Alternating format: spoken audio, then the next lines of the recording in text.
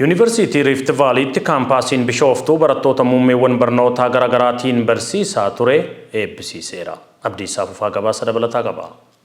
Yuunivarsiitii Rift Vaalii kaampaasii Bishooftuu barattoota ogummaa garaagaraa sadarkaa ogummaaf teeknikaa digirii jalqabaa fi sadarkaa digirii lammaffaa yookiin maastarsiitiin barsiisaa ture. Walumaa gala barattoota 1368 ta'an eebbisee jira. Dr. Abbabaa Gammachuu Yuunivarsiitii Rift Vaaliitti walitti dhufeenya dhimma alaa fi itti aanaa pirezidaantiiti. Yuunivarsiitiin Rift Vaalii damee babal'isuu irratti waggoota darban hojjechaa turuu ibsuun yeroo ammaa xiyyeeffannoon qulqullina barnootaa irratti hojjechuudhaan lammiilee guddina biyyaa keessatti gahee isaanii bahuu danda'an horachaa akka turee fi horachaas akka jiru ibsanii jiru. የትምህርት ጥራትን ማዕከል ባደረገ መልኩ ሪፍት ቫሊ ከዚህ በፊት ሲሄድባቸው የነበረውን የተቋም ማስፋፋትንና የቅርንጫፍ ማብዛትን የትምህርት ተደራሽነትን ሰብሰብ ወደ ማድረግ እየሄደ የሀገሪቷን የትምህርት ፖሊሲ እየተከተለ ወደ ጥራት እየመጣ ከነበሩን ግድፈቶች እየጸዳን አሁን የትምህርት አግባብነትንና ጥራትን ማዕከል በማድረግ በ47 ካምፓሶችና በ3 ኮሌጆች ውስጥ በርካታ ተማሪዎችን በሶስቱ ፋካልቲዎች ማለትም በሶሻል ሳይንስ እና ቢዝነስ በቴክኖሎጂ እና ኢንጂነሪንግ እንዲሁም በሜዲካል ሳይንስ እና ሄልዝ ፋካልቲ ስር ከቴክኒክና ሙያ ጀምሮ እስከ ማስተርስ ዲግሪ እያሰለጠንን በርካታዎችን ለድል አብቅተናል። የሀገሪቷንም የልማት ጎዳና በመከተል ለራስና ለሀገር ለዓለም የሚበቃ ለ21ኛው ክፍለ ዘመን ብቁ የሆነ የተማሪ ዜጋ በማፍራት ጉልህ ሚና እየተጫወተ አንጋፋ የትምህርት ተቋም ስለሆነ እናንተም ከዚህ ታዋቂ ተቋም ለመመረቅ በመብቃታችሁ አሁንም በድጋሜ እንኳን ደስ ያላችሁ ላለውኝ ኮንግራቹሌሽንስ በገገመደን Obbo Taaddasaa Asaffaa itti gaafatamaa waajjira carraa hojii uumuu fi ogummaa bulchiinsa magaalaa Bishooftuuti. Biyyi guddachuu kan dandeessu humna nama baratee waan ta'eef Yuunivarsiitiin Rift Vaalii ammoo humna baratee heddumminaan baasee misooma irratti bobbaasaa jira. Kun cimee itti fufuu fi jajjabeeffamuu qabaa jedhan. Biyyi kun guddachuu kan dandeessu humna barateen qofa akka ta'e sirriitti itti amanamee irratti hojjetamaa jira. Kanaaf immoo keessattuu gaheen Rift Valley University iddoo guddaa qaba jechuudha. Biyya kana keessatti Oromiyaa keessatti bal'inaan humna barate baasuu keessatti misooma biyyattii kana deeggaruuf cimsuu keessatti iddoo guddaa qaba waan ta'eef abbootiin qabeenyaa dhaabbileen akkasii Oromiyaa keessatti bal'achuu qaba. Biyya kana keessatti bal'achuu qabu.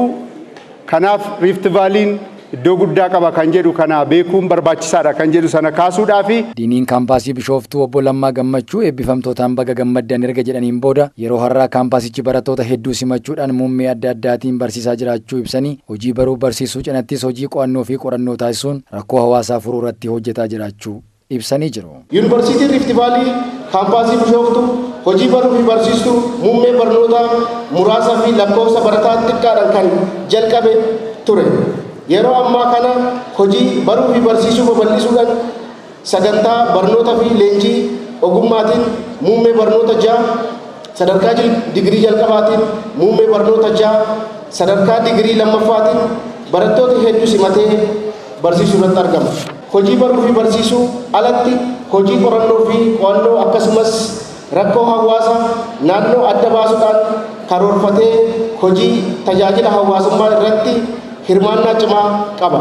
Akka obbo Lammaan jedhanitti kaampaasichi barattoota muummee garaagaraa irraa barachaa turan 1368 guyyaa har'aa eebbisuu danda'eera jedha. Guyyaa har'aa Yuunivarsiitii Rift Vaalii kaampaasii Bishooftuu kaadhimamtoota eebbaaf qophaa'an sirna barnoota isaanii ta'ee xumuran isaaniif kaawunsiliin barnoota kaampaasii Bishooftuutiin akkasumas seeneetii Yuunivarsiitiitiin ilaalamee kan mirkanaa'e walumaa galatti kaadhimamtoota 1368 eebbaaf yeroo dhiyeessu gammachuutu nutti dhaga'ama.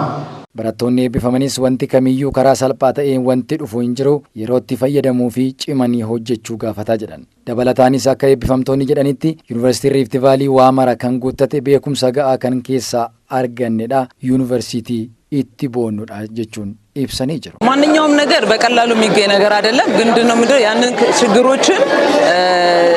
ችግሮችና መከራዎች በሚመጡበት ሰዓት እነዛን ችግሮች በመጋፈጥ ታይሜን በመጠቀም ቤተሰቦቼንም ስራዬንም እያሳለጥኩ ነው ለዚህ የበቃሁት። ግን ከባድ ነው፣ አስቸጋሪ ነው። አንድ ትምህርት ስትማር አንድ ነገር ሳክሪፋይስ ታደርጋለህ። ዩኒቨርሲቲ ሪፍት ቫሊ akka mana barumsa yookaan yuunivarsiitii dhuunfaa osoo hin ta'in akkuma mootummaan dabarse sanitti waan hunda guute doktoroota yuunivarsiitoota mootummaa barsiisanii fi pirofeesaroota gurguddaadhaan barachaa waan turre bakka hojjedhuttis jireenya koo keessattis waan hammanan jedhamne naa kenne jedheen abdadha. Isa kana qofa osoo hin ta'in namni carraa kana nama osoo as jiraachuu baate kaampaasiin kun barachuu hin danda'u, maatii koo gatee deemee barachuu hin danda'u. Bakka hunda yoo deemte yuunivarsiitii kana argachuun carraa guddaadha.